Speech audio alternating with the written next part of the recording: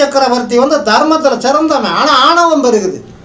என்னைய மாதிரி தர்மம் செய்ய இந்த பூ உலகத்திலேயோ மேல் உலகத்திலேயோ அல்லது இந்த மூ உலகத்திலேயோ யாராலும் முடியாதுங்கிற ஆணவம் பெருகிக்கிட்டே போகுது பலி சக்கரவர்த்திக்கு. அந்த ஆணவத்தை குறைச்சி அவனுக்கு மோட்சம் கொடுக்கறதுக்கு தான் பகவான் வாமன அவதாரம் வர்றாரு.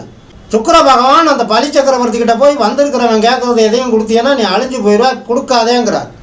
ஏன்னு கேட்டால் வந்திருக்கிறவன் குள்ளன்னு நினைக்காத, அவன் பகவானே அவதாரம் எடுத்து வந்திருக்கிறான்னா, அப்போ பகவானே என்கிட்ட கையேந்தினா நான் கொடுக்க கடமைப்பட்டவன்னு அவன் கொடுக்க போகிறாரு பலி சக்கரவர்த்தி.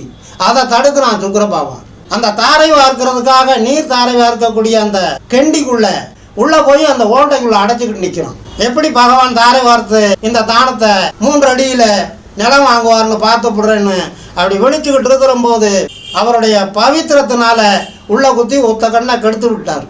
தனக்கு ஒத்த கண்ணு போனாலும் பரவாயில்ல, தன்னை நம்பினவன் தன்னுடைய